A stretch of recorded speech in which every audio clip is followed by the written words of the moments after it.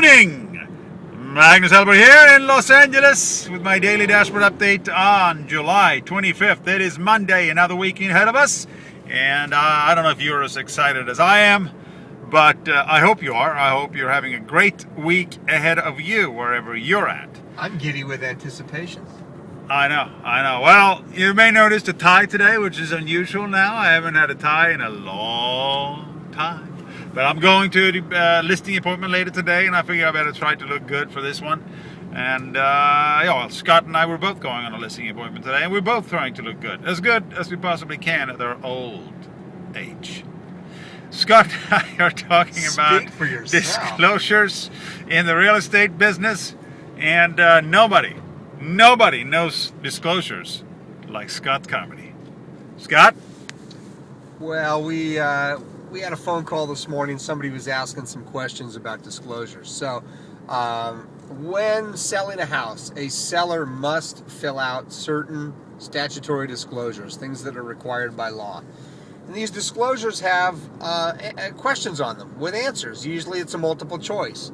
Are you, the seller, aware of a problem with the following? And it's yes or no. And then there's some where it'll ask for an explanation if you've answered yes. So my advice is, do not, if you are a buyer's agent, you're representing a buyer, do not accept the disclosures from the listing agent when they're incomplete. Check to make sure that they have been filled out completely so that you do not need to send them back later and have the process reopened again. It's called subsequent disclosure. Anything the seller discloses new to the buyer gives the buyer 3 more days to approve of that information. So make sure that it's done cleanly up front. And for you listing agents that say, I cannot tell my sellers how to fill out their paperwork, no, you cannot. But you do have an obligation to make sure that the paperwork is completed. So you cannot ignore questions. It's a simple question. Are you aware of a problem with the following? Yes or no? So anyway, look them over closely.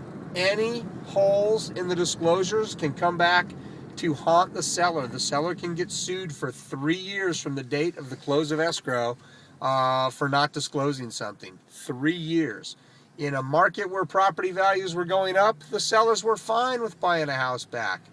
But in a market where maybe they're not going up, sellers are not as likely to want to buy a house back. Anyway, that's it. Those are my tips. Tip of the day. Well, that's important. Here in California, everything has to be disclosed when you're selling your property. And that's basically the bottom line. If there's something you think may be significant, make sure you disclose it. And that's the tip of the week. Tip of the week. Tip of the week from Magnus.Hellberg at thepartnerstrust.com with my daily dashboard update on July 25th. Have a great week wherever you're at. It is about 70 degrees here in Los Angeles and gorgeous blue skies as we approach Pacific Coast Highway. Goodbye. Take care, LA. Have a great week. Bye now.